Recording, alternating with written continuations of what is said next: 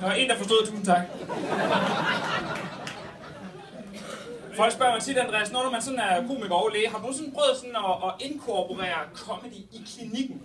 Og ja, det har jeg faktisk prøvet. Jeg har også holdt op igen.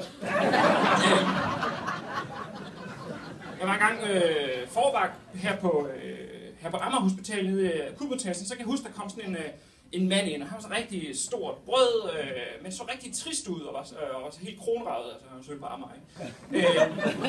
Og jeg var så trist ud, og jeg prøver sådan at peppe stemningen lidt op og tænke, nu får han en lille dosis comedy. Og så siger jeg så, tak for det, jeg har sådan jokes til jer senere. Og så siger jeg sådan til ham, for at peppe stemningen lidt op. Nå, jeg kan godt se, at du er fra Amager med den frisør. Han var så i kemobehandling.